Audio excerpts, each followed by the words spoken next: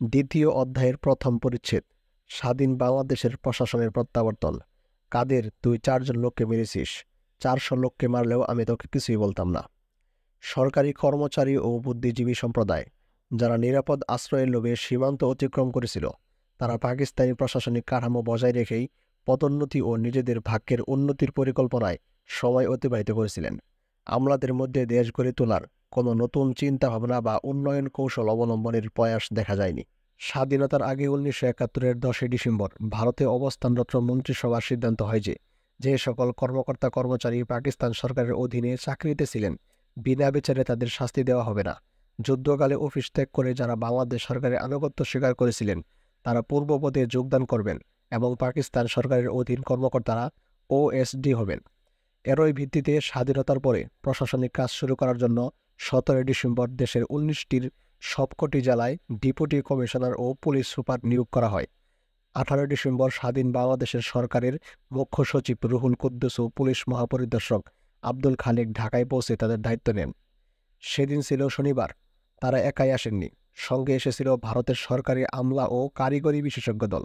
এই ভারতীয় বিশেষজ্ঞদের প্রত্যক্ষ তত্ত্বাবধানে স্বাধীন বাংলাদেশ সরকার তার কাজ শুরু করেন। 19 ডিসেম্বর রোববার, সেই সময় সাপ্তাহিক ছুটির দিন হওয়া সত্ত্বেও স্বাধীনতার আবেগ আনন্দে আপ্লুত হয়ে সরকারি কর্মচারীগণ কাজে যোগদান করেন। শুধু বিশেষজ্ঞ দল পাঠানোই নয়, স্বাধীনতার পরে ভারত সরকার বাংলাদেশকে 3 কোটি টাকার অনুদান দেয়। এটাই বাংলাদেশের গৃহীত প্রথম বিদেশি অনুদান। বাংলাদেশ সরকারের কোষাগারে তখন তেমন কোনো অর্থ মজুদ ছিল না। পাকিস্তান সেনাবাহিনী পরাজয় নিশ্চিত জেনে ডিসেম্বরের প্রথম দিকে স্টেট ব্যাংক অফ পাকিস্তানের ঢাকা অফিসে রক্ষিত সব অর্থ ও স্বর্ণ পাকিস্তানে পাচার করেছিল অথবা পুড়িয়ে ফেলেছিল।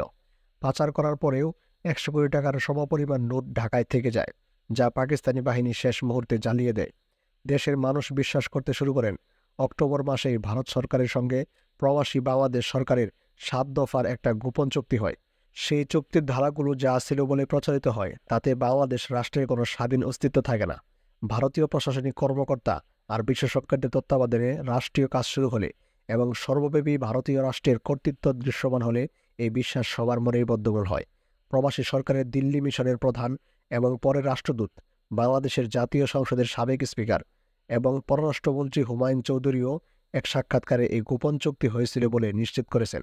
তার মতে এই চুক্তিতে স্বাক্ষর করেছিলেন অস্থায়ী রাষ্ট্রপতি সৈয়দ নজরুল ইসলাম। এই চুক্তি স্বাক্ষর করার পরপরই নাকি তিনি অসুস্থ হয়ে পড়েন। স্বাধীনতার পর থেকে এই বিষয়ে জনমনে নানা প্রশ্ন থাকলেও আওয়ামী লীগের কোনো নেতা এই প্রসঙ্গে প্রকাশ্যে কোনো জবাব বা ব্যাখ্যা দেননি।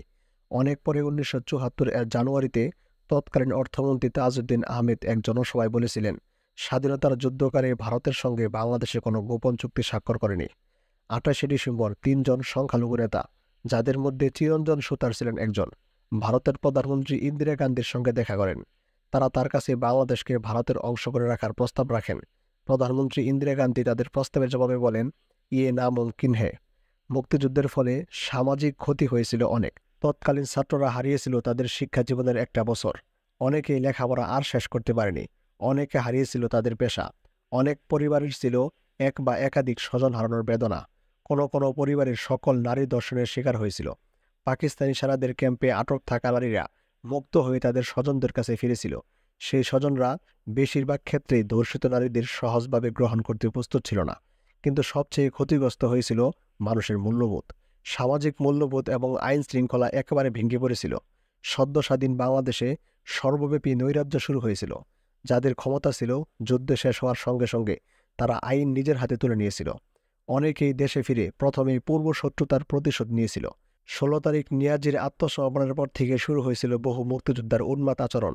মুক্তিযোদ্ধারা পটকা ফোটানো, বাজি পোড়ানোর বদলে রাইফেল অথবা স্টেনগানের গুলি ছুড়ে আনন্দ উল্লাস প্রকাশ করতে আরম্ভ করে। সন্ধ্যা হলে প্রচুর ফাঁকা গুলির আওয়াজ শোনা যেত। এটা নাকি ছিল বিজয় উল্লাস। শেখ মুনি এসব দেখে বলেছিলেন, ছেলেরা করছে কি, এত গুলি নষ্ট করছে কেন, এসব তো রাখা দরকার ভবিষ্যতের জন্য। 16 ডিসেম্বর রাত্রি থেকে বিজয় উল্লাসে মত্ত যেসব মুক্তিযোদ্ধারা ঘুরে বেড়াচ্ছিল, তাদের অনেকের হাতেই ছিল AK-47 রাইফেল। এসব অস্ত্র কখনো মুক্তিযোদ্ধাদের সরবরাহ করা হয়নি। মুক্তিযোদ্ধাদের কখনো ইউনিট কমান্ডার এদের শনাক্ত করতে পারেনি। এদের বেশিরভাগই প্রভাবশালী অভিভাবকের নিরাপদ আশ্রয়ে এই 9 মাস কাটিয়েছে। যুদ্ধের ধারা কাছেও তারা যায়নি। এরাই পাকিস্তানি সেনাবাহিনী এবং তাদের সমর্থক বাহিনীর ফেলে যাওয়া অস্ত্র এবং পাকিস্তানি অস্ত্রাগার থেকে লুট করা অস্ত্র নিয়েই রাতারাতি মুক্তিযোদ্ধা বনে যায়। এদেরই একটি অংশ অন্যের গাড়ি বাড়ি স্থাবর অস্থাবর সম্পত্তি বিনামূল্যে অথবা নামমাত্র মূল্যে দখল করে নেয়। যারা কোনোদিন মুক্তিযুদ্ধের ধারে কাছে যায়নি তারাই 17 তারিখ রাস্তায় বের হয় দর্প ভরে, কেউ পায়ে হেঁটে, কেউ গাড়িতে। এদের কেউ কেউ অবাঙালিদের সম্পত্তি লুটপাট করতে শুরু করে, অন্যদের উপর চড়াও হয়। এদের তখন নাম হয় 16 ডিভিশন, ষোড়শ বাহিনী। কারণ এর সূচনা হয় ডিসেম্বরের 16 তারিখ। অবাঙালিদের সম্পত্তি লুটপাট করায় যে উৎসাহ দেখা গিয়েছিল, এই 16 ডিভিশন এর মধ্যেই তা সীমাবদ্ধ ছিল না। তথাকথিত ভদ্রলোকরাও তাতে সমান উৎসাহী এবং সমান বিবেক বর্জিত ছিলেন। ষোড়শ ডিভিশনের এই ব্যাধি অচিরেই সংক্রমিত হয় মুক্তিযোদ্ধাদের একাংশের মধ্যে। ভারতের সাহায্য ছাড়াই মুক্তিযুদ্ধে দেশের ভিতরে থেকেই এক অজীয় মুক্তিবাহিনী গড়ে তুলেছিলেন কাদের সিদ্দিকী। পাকিস্তান সেনাবাহিনীর সাবেক এই তরুণ নন কমিশন অফিসারের অস্ত্রচালনা এবং সামরিক বিদ্যার প্রাথমিক ধারণা ছিল, কিন্তু তিনি ছিলেন এক সহজাত যোদ্ধা এবং সংগঠক। টাঙ্গাইলের একটি বিরাট অঞ্চল তিনি পুরো মুক্তিযুদ্ধের সময় মুক্ত রেখেছিলেন। তার অস্ত্র ভান্ডার গড়ে উঠেছিল পাকিস্তানি বাহিনীর কাছ থেকে কেড়ে নেওয়া অস্ত্রে। মুক্তিযুদ্ধে বীরত্বের জন্য তাকে বাঘা সিদ্দিকী বলে ডাকা হতো। কিন্তু 18 তারিখে এক নির্মম অসৈনিক সুলভ ঘটনার নেতৃত্ব দিয়েছিলেন তিনি। তিনি ঢাকায় আউটার স্টেডিয়ামে বিদেশি টেলিভিশন ক্যামেরার সামনে আধা ঘণ্টাকাল পিটিয়ে ও তারপর নিজ হাতে বেইউনিট দিয়ে খুঁচিয়ে খুঁচিয়ে অজ্ঞাত অভিযোগে ধৃত 4 জন বন্দীকে নির্মমভাবে হত্যা করেন। অন্য অনেক দেশি বিদেশি সাংবাদিকদের সাথে সেই হত্যাকাণ্ডের সময় উপস্থিত ছিলেন তরুণ ইতালিয়ান সাংবাদিক ওয়ারিনা ফালাসি। এই হত্যাকাণ্ড নিয়ে তিনি একটি কঠোর প্রতিবেদন লিখেছিলেন। শেখ মুজিব পাকিস্তানের জেল থেকে ছাড়া পেয়ে দেশে ফিরলে ওয়ারিয়ানা আবার ঢাকায় আসেন এবং পরপর 2 দিন তার সাক্ষাৎকার নেন। বহু দেশে আউটার স্টেডিয়ামের এই নির্মম ঘটনার ছবি দেখানো হয়। ফলে যুদ্ধের সময়ে বাংলাদেশের প্রতি বিশ্ব সমাজের যে শুভেচ্ছা এবং সহানুভূতি তৈরি হয়েছিল, তখন থেকে তাতে ভাটা পড়া শুরু করে। এই বর্বর হত্যাকাণ্ড শীর্ষ রাজনৈতিক নেতৃবৃন্দকে বিচলিত করেনি, বরং কাদের সিদ্দিকী প্রকাশ্যে প্রশ্রয় পেয়েছিলেন। তার অস্ত্র সমাপন অনুষ্ঠানের প্রকাশ্য জনসভায় শেখ মুজিব তাকে উদ্দেশ্য করে বলেন, কাদের, তুই 4 জন লোককে মেরেছিস, 400 লোককে মারলেও আমি তোকে কিছুই বলতাম না। সকল আন্তর্জাতিক রীতিনীতি ভঙ্গ করে তরুণ মুক্তিযোদ্ধারা রেড ক্রসের নিরাপত্তা বলয়ে থাকা ইন্টারকন্টিনেন্টাল হোটেল, যা পরবর্তী সময়ে হোটেল শেরাটন নামে পরিচিত, সেখানে আক্রমণ করার হুমকি দেয়। কারণ সেখানে পূর্ব পাকিস্তানের গভর্নর আব্দুল মালেক আশ্রয় নিয়েছিলেন। তাকে যুদ্ধ অপরাধের দায়ে বিচারের জন্য মুক্তিযোদ্ধাদের হাতে তুলে দিতে হবে, এটাই ছিল তাদের দাবি। মুক্তিযোদ্ধা কমান্ডাররা অসহায়ভাবে স্বীকার করেন অনুসারীদের উপর তাদের আর কোনো নিয়ন্ত্রণ নেই। সেদিন 18 ডিসেম্বর এক ভয়াবহ আবিষ্কার সকলকে স্তব্ধ করে দেয়। বিজয়ের আনন্দ বিলীন হয়ে যায়। নির্বাক বিস্ময়ে ঢাকাবাসী রায়ের বাজার কাটা সরে পরিত্যক্ত ইটখোলায় বিশ্ববিদ্যালয়ের শিক্ষক, লেখক, চিকিৎসক সহ বুদ্ধিজীবীদের প্রায় 200 বিকৃত ও গলিত মৃতদেহ আবিষ্কার করে। ইটখোলায় তখনও অল্প পানি। সেই অল্প পানিতে হাত ও চোখ বাঁধা মৃতদেহ পড়িয়াছে। দেখলেই বুঝতে পারা যায় মৃত্যুর আগে তাদের প্রত্যেককেই ভয়াবহ নির্যাতন করা হয়েছে। এরই মধ্যে একজন ছিলেন বরেণ্যের হৃদরোগ চিকিৎসক ডক্টর ফজলে রাব্বি। তিনি ঢাকা মেডিকেল কলেজের অধ্যাপক ছিলেন। তার হৃৎপিণ্ড উৎপাটন করা হয়েছিল। এই বুদ্ধিজীবীদের সকলেই স্বাধীন বাংলাদেশের পক্ষে অবস্থান নিয়েছিলেন। আত্মসমর্পণের 2 দিন আগে প্রায় সবাইকে একটা কাদামাখা মাইক্রোবাসে তাদের বাসগৃহ থেকে তুলে নেওয়া হয়। বুদ্ধিজীবী হত্যাকাণ্ডের এই অপারেশন পরিচালনা করেছিল আলবদর নামে পাকিস্তানি একটি মিলিশিয়া বাহিনী। মূলত পূর্ব পাকিস্তানে জামাতে ইসলামী দলটির তরুণ শহরের সদস্যদের দিয়ে এই খনি বাহিনী গঠন করা হয়েছিল, এরকম ধারণা করা হয়। তবে জামাতে ইসলামী আলবদর বাহিনী গঠনে দলের সাংগঠনিকভাবে যুক্ত থাকার অভিযোগ অস্বীকার করে এসেছে। আলবদরের লোকেরাই বুদ্ধিজীবীদেরকে ধরে নিয়ে গিয়েছিল, এর তেমন কোনো জোরালো প্রমাণ নেই। প্রিয় বন্ধুরা, যারা এখনও চ্যানেলটি সাবস্ক্রাইব করেননি, অনুরোধ করব প্লিজ সাবস্ক্রাইব করে দিন। যারা করেছেন তাদেরকে অসংখ্য ধন্যবাদ। বন্ধুরা, আমাদের এই চ্যানেলে এখন থেকে নিয়মিত আমি মেজর ডালিম বলছি এবং স্বাধীনতা উত্তর বাংলাদেশ এই উভয় বইটি শুনতে পারবেন। 2য় অধ্যায়ের 2য় পরিচ্ছেদ, প্রবাসী সরকার ও শেখ মুজিবুর রহমানের প্রত্যাবর্তন। সারা দেশ অপেক্ষায় স্বাধীন বাংলা সরকার এসে দেশের শাসন ভার গ্রহণ করবে। মুক্তিযুদ্ধের সময় ভারতীয় কর্তৃপক্ষের তরফে সমন্বয়ের দায়িত্ব ছিল ডিপি ধরের। তিনি কলকাতায় এলেন 18 ডিসেম্বর। তখনও স্বাধীন বাংলাদেশ সরকার কলকাতায়। 18 থেকে 21 ডিসেম্বর বাংলাদেশ মন্ত্রিসভার সঙ্গে তার আলাপ আলোচনা চলে। বিভিন্ন বিষয়ে বাংলাদেশ মন্ত্রিসভার অনুরোধে এই আলোচনার মধ্যে ভারতীয় সর্বোচ্চ কর্তৃপক্ষের অনুমোদন লাভ করে। ঠিক হয় রাষ্ট্রযন্ত্র সচল করা ও অর্থনীতির পুনর্গঠনের জন্য ভারত সাহায্য করবে। ডিপি ধরের সঙ্গে আলাপ সেরে 22 ডিসেম্বর বাংলাদেশ সরকারের মন্ত্রিসভা বাংলাদেশে ফিরে। দেশ স্বাধীন হওয়ার 6 দিন পর তাজউদ্দিন আহমেদ, সৈয়দ নজরুল ইসলাম প্রবাসী সরকারের মন্ত্রিসভার সদস্যদের সঙ্গে নিয়ে একটা ডাকোটা বিমানে দেশে ফিরেন। ঢাকাবাসী মুজিবনগর সরকারকে প্রাণ ঢালা সংবর্ধনা দেয়, কিন্তু স্বাধীন দেশে ফিরে আসার ক্ষেত্রে এই বিলম্বের কারণে দেশের মানুষের মধ্যে, বিশেষত শহরের মধ্যবিত্ত সচেতন অংশের মধ্যে তারা কিছুটা সমালোচিত হন। একই দিনে পাকিস্তানের মিলানওয়ালি কারাগার থেকে শেখ মুজিবুর রহমানকে স্থানান্তর করে গৃহবন্দী রাখা হয়। ৩ জানুয়ারি করাচিতে আহুত এক বিশাল জনসভায় পাকিস্তানের প্রেসিডেন্ট জুলফিকার আলী ভুট্টো উপস্থিত জনতাকে প্রশ্ন করেন, তিনি যদি শেখ মুজিবকে শর্তহীনভাবে মুক্তি দেন, তারা সেটা অনুমোদন করবে কিনা। সমাবেত জনতা উচ্চস্বরে তা সমর্থন করে। আগের দিন ২১শে ডিসেম্বর নেপের সভাপতি অধ্যাপক মোজাফের আহমেদ এক সংবাদ সম্মেলনে স্বাধীনতা সংগ্রামে সক্রিয়ভাবে অংশগ্রহণকারী রাজনৈতিক দলগুলোর সদস্যদেরকে নিয়ে একটি অন্তর্বর্তীকালীন জাতীয় সরকার গঠনের প্রস্তাব দেন। তিনি মন্তব্য করেন, সব সংগ্রামী শক্তিকে আস্থায় নেওয়া এবং তাদের কাজে লাগানো দরকার এবং একটি জাতীয় সরকারই কাজটি করতে পারে। সংগ্রামী শক্তি বলতে তিনি আওয়ামী লীগ, ন্যাপ, কমিউনিস্ট পার্টি, মাওলানা ভাসানীর দল এবং বাংলাদেশ জাতীয় কংগ্রেসে 5টি দলের নাম উল্লেখ করেন। তার এই বক্তব্য নিয়ে কিছুটা হইচই পড়ে যায়।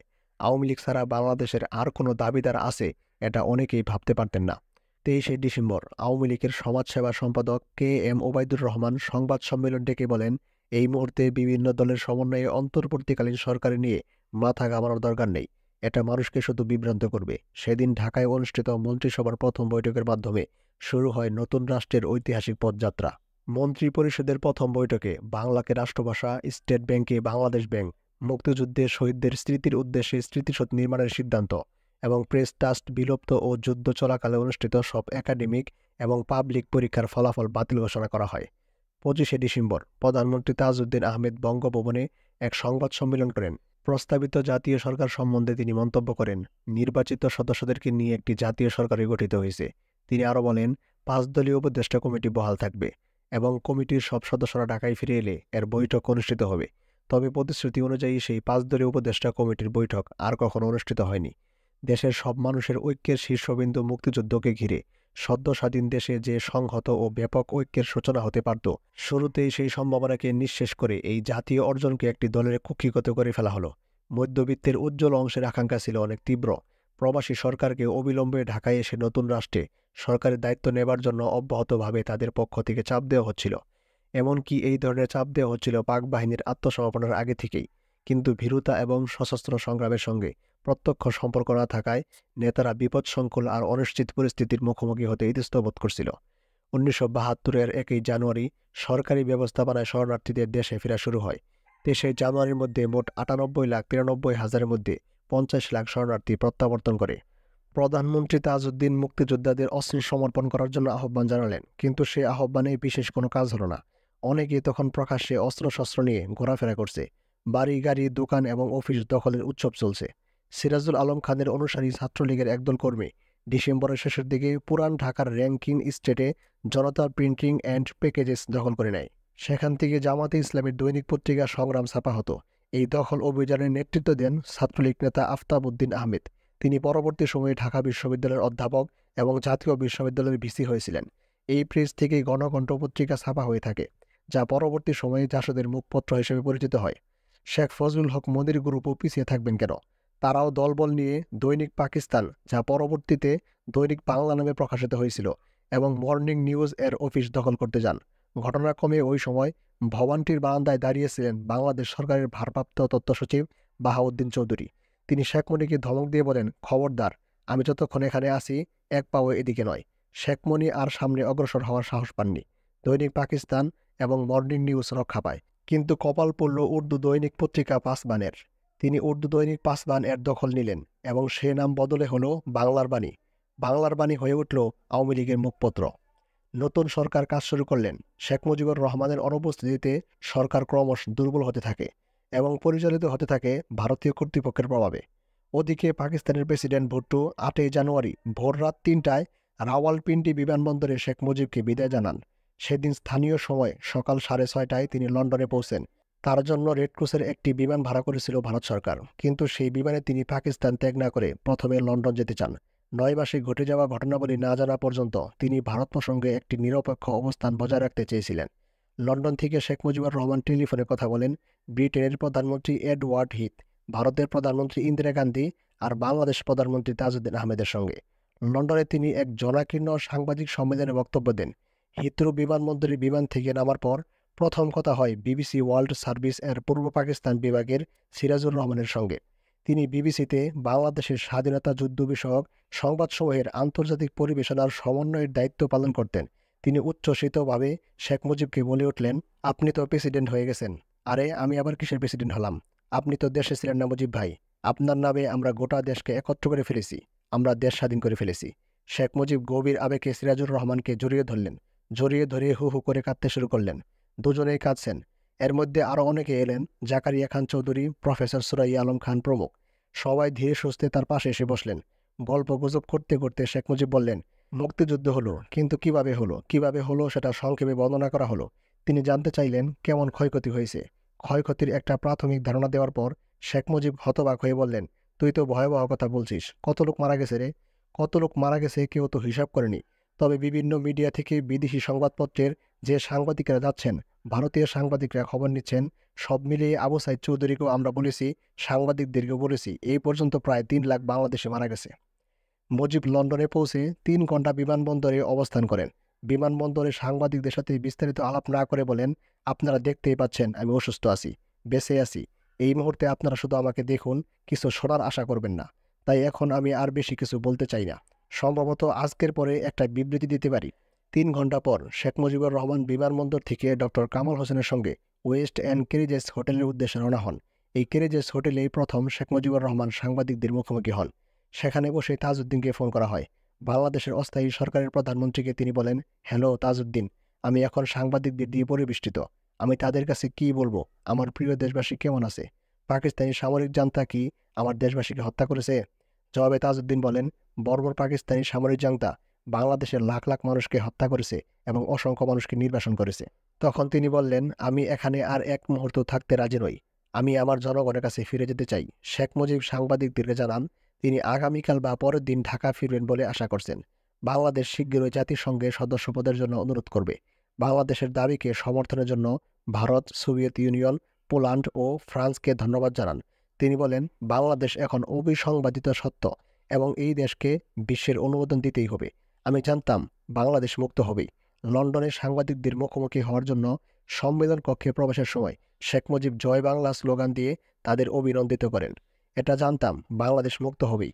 আমার দেশের লাখ লাখ লোককে হত্যা করা হয়েছে নিষ্ঠুর অত্যাচার চালিয়ে। বেঁচে থাকলে হিটলার লজ্জা পেত। ব্রিটিশ সাংবাদিক ডেভিড ফ্রস্টের সাথে এক টিভি ইন্টারভিউয়ে তিনি প্রথম 30 লাখ শহীদের সংখ্যা উল্লেখ করেন।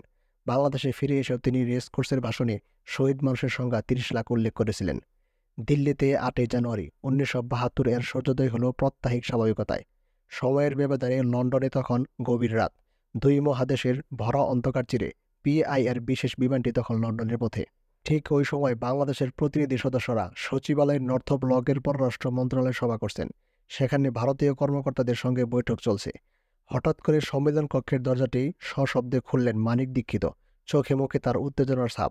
এইমাত্র খবর এসেছে শেখ মুজিব মুক্তি পেয়েছেন। খবর এসেছে তিনি ইতিমধ্যে পাকিস্তান ত্যাগ করেছেন। ভেঙে গেল বৈঠক। সম্মেলন কক্ষ ভেঙে পড়ল স্বতঃস্ফূর্ত করতালিতে। 2 দিন পর 10 জানুয়ারি সকালে ব্রিটিশ প্রধানমন্ত্রী দেওয়া বিমানে তিনি নামলেন দিল্লিতে। সে অবিশ্বাস্য সকাল। পালাম বিমানবন্দর। 8:10 ব্রিটিশ প্রধানমন্ত্রীর রূপালী কমেট বিমান ধীরে ধীরে এসে সশব্দে সুস্থির। তার শব্দহীন কর্ণবেদী নীরবতা। সিঁড়ি লাগালো, খুলে গেল দ্বার। দাঁড়িয়ে সহাস্যে সুদর্শন দীর্ঘকায় নবীন দেশের রাষ্ট্রপতি হঠাৎ এক নির্বাক জনতার ভাষাহীন জোয়ারের মুখোমুখি। সুউচ্চ কণ্ঠে উচ্চারণ করলেন তিনি আবেগের বাঁধ ভাঙ্গা 2টি শব্দ, জয় বাংলা। করতালি, উল্লাস, আলিঙ্গন, তারপর আবেগের অশ্রুতে এক মোহময় দৃশ্য। স্বাধীন বাংলাদেশের অভিজ্ঞতায় এই প্রথমবারের মতো দিল্লির আকাশে বাতাসে প্রতিধ্বনিত হলো আমাদের রাষ্ট্রপতির সম্মানে 21 বার তোপধ্বনি। কুচকাওয়াজ পরিদর্শন, তারপর ব্রাশ ব্যান্ডে আমার সোনার বাংলা আর জনগণমন, 2টি দেশকে উপহার দেওয়া বাংলার এক অমর কবির 2টি গানের সুমধুর সুর। বিমানবন্দরে তার আনুষ্ঠানিক ভাষণে তিনি ভারত এবং ভারতবাসীকে ধন্যবাদ জানালেন। এই যাত্রা বাস্তবায়নের প্রচেষ্টায় আপনারা অক্লান্ত পরিশ্রম করেছেন বিরোচিত আত্মত্যাগ। তিনি স্মরণ করলেন তার দেশবাসীকে। আমার মানুষের কাছ থেকে যখন আমাকে ছিনিয়ে নেওয়া হলো, তারা কাঁদছিল। আমি যখন কারাগারে, তারা চালিয়ে গিয়েছিল সংগ্রাম। আজ আমি যখন ফিরছি, তারা বিজয়ী। তিনি বললেন, এই যাত্রা অন্ধকার থেকে আলোয়, বন্দিত্ব থেকে স্বাধীনতায়, নিরাশ থেকে আশায়। 9 মাসের ব্যবধানের সেই সময়টুকুতেই আমার মানুষ শতাব্দী অতিক্রম করেছে। এই বিজয়কে শান্তি, প্রগতি আর উন্নতির পথে চালিত করতে আমি ফিরছি। এই সান্ত্বনায় ফিরছি যে অবশেষে অসত্যের উপর সত্যের, উন্মাদনার উপর মঙ্গলের জয় হয়েছে। বক্তৃতার সময়ে শেখ মুজিবের অশ্রুসিক্ত চোখ, সেই অশ্রুতে মিশে গেল ভালোবাসা, গর্ব আর আনন্দ। দিল্লিতে শেখ মুজিবকে এক নজর দেখার জন্য হাজার হাজার মানুষ তীব্র শীত উপেক্ষা করে রাষ্ট্রপতি ভবন থেকে ক্যান্টনমেন্ট প্যারেড গ্রাউন্ডের রাস্তায় অপেক্ষা করতেছিলেন। কিন্তু অনির্ধারিত পথে শেখ মুজিবের শোভাযাত্রা রাষ্ট্রপতি ভবনে পৌঁছার কারণে অনেকেই তাকে দেখার সৌভাগ্য থেকে বঞ্চিত হন। সেই ভবনে ভারতের প্রধানমন্ত্রী ইন্দিরা গান্ধীর সঙ্গে তার বৈঠক হয়। নয়াদিল্লিতে এক বিশাল জনসভায় শেখ মুজিব ভাষণ দেন। তিনি প্রথমে ইংরেজিতে বলতে শুরু করলেও শ্রোতাদের দাবিতে ভাষণ শেষ করেন বাংলায়। তিনি বলেন, বাংলার দুঃখ মোচনে ভারতের সাহায্য ও সহযোগিতা স্মরণীয় হয়ে থাকবে। শেখ মুজিবকে নিয়ে প্লেন দিল্লি ছাড়ল। প্লেনের সহযোগী ছিলেন আব্দুস সামাদ আজাদ, সপরিবারে কামাল হোসেন, ইন্স্যুরেন্স জগতে সুপরিচিত গোলাম মাওলা, সাংবাদিক আতাউস সামাদ এবং ফারুক চৌধুরী। ৭১ এর যুদ্ধকালীন পুরো ৯ মাস টিক্কা, নিয়াজি, ইয়াহিয়া, ভুট্টো, মোনায়েম খাঁর সাথে পাকিস্তানি সামরিক জান্তার দালাল হিসাবে ডক্টর কামাল হোসেনের নামটিও স্বাধীন বাংলা বেতার কেন্দ্র থেকে ঘৃণা ভরে বারবার উচ্চারিত হয়েছে। স্বাধীন বাংলা বেতার কেন্দ্র থেকে M.R. আক্তার মুকুল তার চরমপত্রের ভাষায় পাকিস্তানি জামাই কামাইল্লাকে নিয়ে ৩টি চরমপত্র পাঠ করেছিলেন। সম্ভবত এ কারণেই মুক্তিযুদ্ধে গুরুত্বপূর্ণ অবদান রাখা সত্ত্বেও M.R. আক্তার মুকুলের ভাগ্যে কোনো রাষ্ট্রীয় পুরস্কার বা সম্মান জোটেনি। চরমপত্র নামের সেই জনপ্রিয় কথিকার লেখক ও এর নাটকীয় পঠনের পাঠক M.R. আক্তার মুকুল যে পরবর্তী সময়ে তাদেরই বঙ্গবন্ধু অর্থাৎ শেখ মুজিবের ধমক খেয়েছিলেন, তা তাদের আরেক প্রত্যক্ষদর্শী বন্ধু আব্দুল গাফফার চৌধুরী তার এক লেখায় ফাঁস করে দিয়ে বলেছিলেন, মুকুল, তুই আর কোনোদিনই ফুটলি না রে। ডক্টর কামাল হোসেনকে শেখ মুজিবের সাথে নিয়ে আসার ঘটনা অনেকের মনেই প্রশ্নের জন্ম দিয়েছিল। অনেকেই বলেছেন, শেখ মুজিবের পাশে ডক্টর কামালকে কেমন যেন বেকাফা মনে হচ্ছিল। প্লেনে শেখ মুজিবের বেশিরভাগ সময় কেটেছিল পররাষ্ট্রমন্ত্রী আব্দুস সামাদ আজাদের সঙ্গে একান্ত আলাপ আলোচনায়। দেশের মানচিত্র সংবলিত জাতীয় পতাকা বদলায় কী করে, শেখ মুজিবের জিজ্ঞাসা। অস্থায়ী প্রধানমন্ত্রী তাজউদ্দিন এই ব্যাপারে কিছু প্রাথমিক পদক্ষেপ হয়তো নিয়েছেন। ছাত্রলীগের নেতাদের সঙ্গে নাকি এই ব্যাপারে আলাপ আলোচনা হয়েছে। উত্তরে বলা হলো, জাতীয় সঙ্গীত সুন্দর, কিন্তু জনপ্রিয় এই সঙ্গীতের সুরটি যে রক্ত টকবগানো নয়, কিন্তু তবুও তা মেনে নিতে হবে লাখো শহীদের রক্তস্মৃতি জড়ানো এই গান। শেখ মুজিব বলেন, জাতীয় সঙ্গীত তিনি মেনে নিয়েছিলেন কিছুটা দ্বিধা নিয়েই।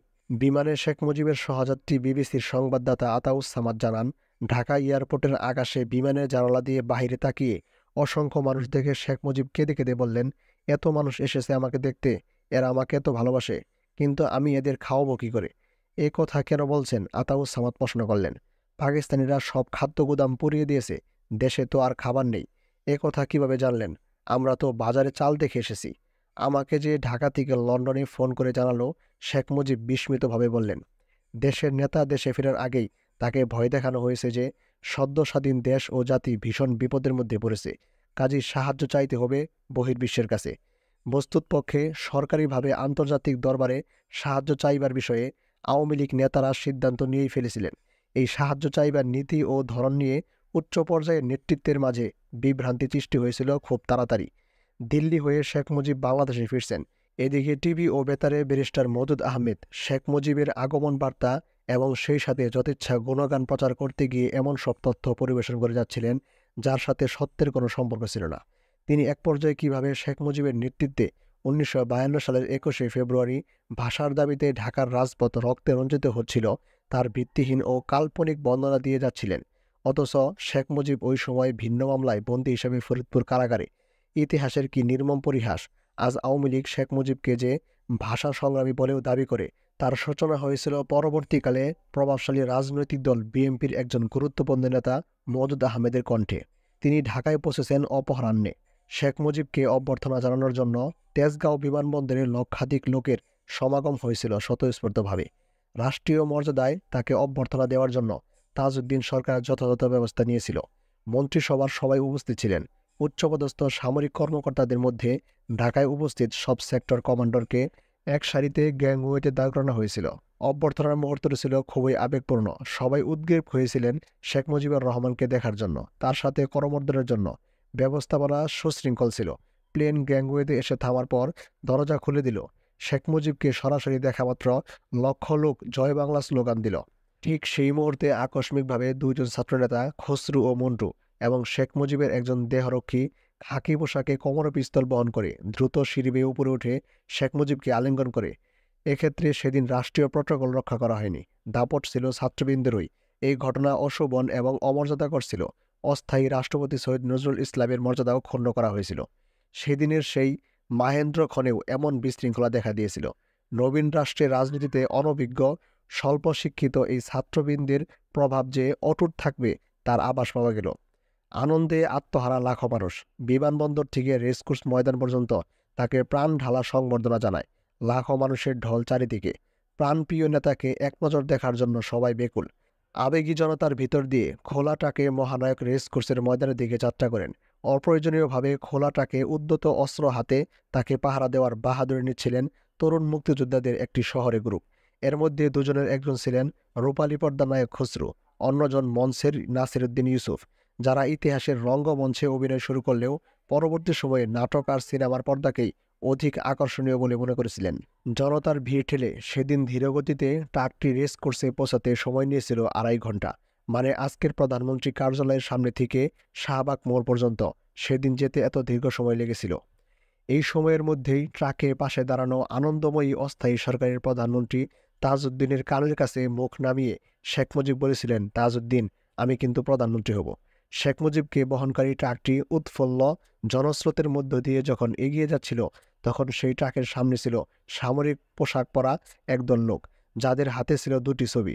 একটি ছবি ভারতের প্রধানমন্ত্রী ইন্দিরা গান্ধীর, আরেকটি ছিল ইন্দিরা গান্ধী এবং শেখ মুজিবের যৌথ ছবি। রমনা রেসকোর্স ময়দানের জনসভাস্থলে বঙ্গবন্ধুর ভাষণ শোনার জন্য সকাল থেকেই মানুষের ঢল নেমেছিল। নতুন রাষ্ট্রের আনকরা অনভিজ্ঞ মন্ত্রীরাও মঞ্চে উঠলেন। শেখ মুজিবের সাথে ডক্টর কামাল হোসেনও মঞ্চে উঠলেন। কামাল হোসেন মঞ্চে উঠে দাঁড়ালে জনতা ক্ষিপ্ত হয়ে প্রতিবাদ জানায়। সে সময় শেখ মুজিব শেখ আব্দুল আজিজ, যিনি আওয়ামী লীগের প্রতিষ্ঠাতা সদস্য এবং পরে মুজিব সরকারের তথ্য, কৃষি ও যোগাযোগ মন্ত্রী ছিলেন, তাকে বললেন, কামাল সম্পর্কে জনতাকে কি বলবো? তুমি যেটা ভালো মনে করো সেটাই বলো, বললেন আব্দুল আজিজ। উল্লেখ্য, শেখ আব্দুল আজিজ শেখ মুজিবকে তুমি বলেই সম্বোধন করতেন। ডক্টর কামাল হোসেন আমার সাথে জেলে ছিল, এটা বলবো? আচ্ছা ঠিক আছে, তাই বলো। শেখ আব্দুল আজিজ ছোট করে উত্তর দিলেন। শেখ মুজিব উত্তেজিত ক্ষিপ্ত জনতাকে বললেন, আপনারা গোলমাল করবেন না, কামাল হোসেন আমার সাথে জেলে ছিল। কিন্তু প্রকৃত ঘটনা হচ্ছে, মুক্তিযুদ্ধের সময় কামাল হোসেন মুক্ত অবস্থায় পাকিস্তানে অবস্থান করছিলেন। এই প্রসঙ্গে প্রাক্তন রাষ্ট্রদূত কামরুদ্দিন আহমেদ লিখেছেন, ঢাকায় যেদিন মুজিব ফিরে এলেন তার প্রথম কর্তব্য কাজ মনে হলো ডক্টর কামাল হোসেনকে বাংলাদেশের বিরোধিতার অভিযোগ এবং মুক্তিবাহিনীর সন্দেহ থেকে মুক্ত করা, যা তিনি প্রথম দিনকার জনসভায় বিচক্ষণের সঙ্গেই করতে সক্ষম হয়েছিলেন। বাঙালি জাতির অবিসংবাদিত নেতা রেসকোর্স ময়দানে প্রায় 17 মিনিট জাতির উদ্দেশ্যে ভাষণ দেন। সেদিন জনতার উদ্দেশ্যে শেখ মুজিব ঘোষণা দেন, রক্ত দিয়ে হলেও আমি বাঙালি জাতির এই ভালোবাসার ঋণ শোধ করে যাব। কাঁদতে কাঁদতে তিনি সবার ত্যাগের কথা স্মরণ করেন। দেশ গড়ার কাজে উদ্বুদ্ধ করেন সবাইকেই। দেশে শৃঙ্খলা ফিরিয়ে এনে দেশ শাসনের জন্য যে নেতার প্রয়োজন ছিল, সেই শূন্যস্থান তিনি পূরণ করলেন দেশে ফিরে। তার জন্যই সমগ্র জাতি প্রতীক্ষা করছিল। রেসকোর্সের জনসভায় তিনি মাইকের সামনে দাঁড়িয়ে শিশুর মতো কান্নায় ভেঙে পড়েন। ভাষণে কান্নাজড়িত কণ্ঠে বলেন, বিশ্বকবি, তুমি বলেছিলে 7 কোটি সন্তানের হে মুগ্ধ জননী, রেখেছ বাঙালি করে মানুষ করনি। বিশ্বকবি রবীন্দ্রনাথ, তুমি দেখে যাও, তোমার আক্ষেপ আমরা মোচন করেছি। তোমার কথা মিথ্যা প্রমাণিত করে আজ 7 কোটি বাঙালি যুদ্ধ করে রক্ত দিয়ে এই দেশ স্বাধীন করেছে। হে বিশ্বকবি, তুমি আজ জীবিত থাকলে বাঙালির বিরুদ্ধে মুগ্ধ হয়ে নতুন কবিতা সৃষ্টি করতে। ভাষণের এক পর্যায়ে তিনি বলেন, আমার ছেলের পাশে আমার জন্য কবর খোঁড়া হয়েছিল। আমি প্রস্তুত হয়েছিলাম, বলেছিলাম আমি বাঙালি, আমি মানুষ, আমি মুসলমান। মুসলমান একবার মরে, 2বার মরে না। আমি বলেছিলাম আমার মৃত্যু যদি এসে থাকে, আমি হাসতে হাসতে যাব। আমার বাঙালি জাতিকে অপমান করে যাব না, তোমাদের কাছে ক্ষমা চাইব না, এবং যাবার সময় বলে যাব, জয় বাংলা, স্বাধীন বাংলা। বাঙালি আমার জাতি, বাংলা আমার ভাষা, বাংলার মাটি আমার স্থান।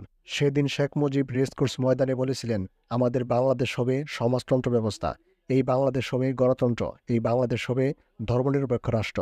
শেখ মুজিবকে ফিরে পাওয়ার উন্মাদনায় সেদিন কারো মাথায় আসেনি ধর্মনিরপেক্ষ এই রাষ্ট্রীয় নীতির কথা কেউ আর আগে শোনেনি। তিনি বলেছিলেন, আজ আমার কারো বিরুদ্ধে প্রতিহিংসা নেই।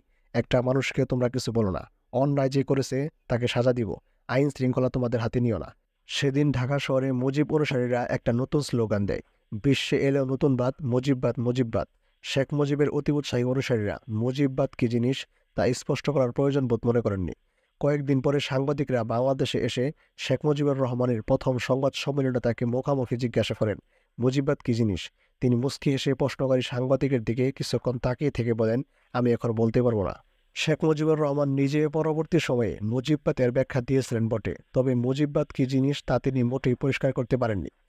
মুজিববাদ ব্যাখ্যা করতে গিয়ে তিনি বলেছিলেন, যদি মুজিববাদকে একটি আদর্শ হিসেবে বিবেচনা করা হয় তা ব্যাখ্যা করা উচিত দার্শনিকদের। তবে আমি মুজিববাদ বলতে নিজে কি বুঝেছি সেটা বলতে পারি। প্রথমত, আমি বিশ্বাস করি গণতন্ত্রে, জনগণের সার্বভৌম ইচ্ছার বিজয়ে, চিন্তায়, স্বাধীনতায়, কথা বলার অধিকারে, যা কিছু মানব জীবনকে মহীয়ান করে তোলে। গণতন্ত্রের প্রতি বিশ্বাসের পাশাপাশি আমি এটাও মনে করি, গণতন্ত্রের বিকাশের জন্য সমাজে যে শর্ত উপস্থিত থাকবে তা হচ্ছে সমাজকে শোষণ থেকে মুক্ত থাকতে হবে। এই কারণেই গণতন্ত্রের পাশাপাশি আমি সমাজতন্ত্রের কথা বলি। আমি এটাও মনে করি, বাংলাদেশে যতগুলো ধর্মের লোক আছে তাদের সমান অধিকার থাকা উচিত। আমি এটাকেই ধর্মনিরপেক্ষতা বলি। পরিশেষে জনগণকে বাংলার সমগ্র পরিবেশ থেকে, বাঙালি সংস্কৃতি, ভাষা ও লোক সংস্কৃতি থেকে উদ্দীপনা সংগ্রহ করতে হবে। এই উদ্দীপনার জন্য বাঙালিরা সোনার বাংলা করার স্বার্থে একসঙ্গে কাজে সামিল হবে। আমি এটাকেই জাতীয়তাবাদ বলে বুঝি। শেখ মুজিবের আগমন উপলক্ষে পরের দিন ছিল সরকারি ছুটি। সেদিন তাজউদ্দিনের সঙ্গে তার সংক্ষিপ্ত আলাপ হয় সরকার গঠন সম্পর্কে। তাজউদ্দিন নিজ থেকে শেখ মুজিবকে জানান, তিনি মুক্তিযুদ্ধকালীন প্রবাসী সরকার মুক্তিযুদ্ধ কিভাবে চলেছে, দেশে কি ঘটেছে, মানুষের মনোজগতে কি কি পরিবর্তন হয়েছে, কি কি প্রত্যাশা আর স্বপ্ন জন্ম নিয়েছে, এসব বিষয়ে কিছু জরুরি কথা বলতে চান। দুর্ভাগ্য, সেই সব কথা বলার সুযোগ তাজউদ্দিনের আর কখনো আসেনি। তিনিও তাজউদ্দিনের কাছে একবারও জানতে চাননি ৯ মাস যুদ্ধ কিভাবে চলছিল, জানতে চাননি প্রবাসী সরকারের কথা এবং মুক্তিযোদ্ধাদের ভূমিকার কথা। শেখ মুজিবের প্রথম সাংবাদিক সম্মেলন অনুষ্ঠিত হয় ১৪ জানুয়ারি। সেখানে তিনি সাংবাদিকদের বিভিন্ন প্রশ্নের জবাব দেন। তিনি বাংলাদেশকে প্রাচ্যের সুইজারল্যান্ড হিসাবে গড়ে তোলার স্বপ্নের কথা বলেন। তিনি বাংলাদেশে বসবাসকারী সকলকে বাঙালি বলে অবহিত করে বলেন, অবাঙালিদের অবশ্যই বাঙালি হতে হবে। বাংলাদেশ ও ভারতের মধ্যে কোনো বিশেষ চুক্তি হবে কিনা এই প্রশ্নের জবাবে তিনি বলেন, আমাদের বন্ধুত্বের চুক্তিটি আমাদের হৃদয়েই নিহিত থাকবে। এখানেই ঘোষণা দেন তিনি আর আওয়ামী লীগের সভাপতি থাকবেন না, যদিও এই প্রতিশ্রুতি তিনি পরে আর রক্ষা করতে পারেননি। শেখ মুজিব পাকিস্তান জেল থেকে ছাড়া পেয়ে দেশে ফিরলে ওয়ারিয়ানা ফালাসি আবার ঢাকায় আসেন। এর মধ্যে আউটার স্টেডিয়ামে কাদের সিদ্দিকীর বেইউনেট চার্জ করে কয়েকজনকে হত্যার সংবাদ আন্তর্জাতিক গণমাধ্যমে ছাপিয়েছেন ওয়ারিয়ানা। পরপর দুদিন শেখ মুজিবের সাক্ষাৎকার নেন তিনি। সাক্ষাৎকার সহ ওয়ারিয়ানার কয়েক পাতার দীর্ঘ প্রতিবেদন ছাপা হয় ২৪শে ফেব্রুয়ারি ১৯৭২-এ ইতালীয় পত্রিকা ল ইউরোপীয়তে। ফালাসি শেখ মুজিবকে তুলনা করেছেন দ্বিতীয় বিশ্বযুদ্ধকালে ইতালির গণধৃকৃত স্বৈরাচারী শাসক মুসলিমের সঙ্গে। তাকে মিথ্যাবাদী বলেছেন, অহংকারী বলেছেন, এমনকি উন্মাদ পর্যন্ত বলতে দ্বিধাবোধ করেননি। ২৬শে মার্চ তিনি নিহত না হয়ে গ্রেপ্তার হলেন কেন, তার ব্যাখ্যা জানতে চেয়ে ওয়ারিয়ানা সন্দেহ প্রকাশ করেছেন। ভুট্টোর সঙ্গে তার হয়তো কোনো গোপন আঁতাত ছিল। ওয়ারিয়ানার প্রতিবেদন পড়ে মনে হয় শেখ মুজিব অত্যন্ত অসহিংসু, ক্ষমতাদর্পী এবং বদমেজাজের মানুষ ছিলেন। শেখ মুজিবের এক ভাগ্নে শমসের ওয়াদুদকে সাক্ষী দাঁড় করিয়ে ওয়ারিয়ানা বলেছেন, ক্ষমতার লোভে লোকটা পাগল হয়ে গেছে। ওয়ারিয়ানা লিখেছেন, এই রিপোর্টের কারণে মুক্তিবাহিনীর ক্রোধ এড়িয়ে বাংলাদেশ থেকে পালিয়ে যেতে বাধ্য হয়েছিলেন তিনি। বিমানে নিরাপদে পালিয়ে যেতে ৫ জন অস্ট্রেলীয় এবং ২ জন ভারতীয় তাকে সাহায্য করেছিল। পরবর্তী সময়ে প্রকাশিত মুজিবের আরেকটি সাক্ষাৎকারে ওয়ারিয়ানা শেখ মুজিবকে উদ্যত এবং তার দেখা সবচেয়ে মোর মানুষ হিসাবে তুলে ধরেছিলেন।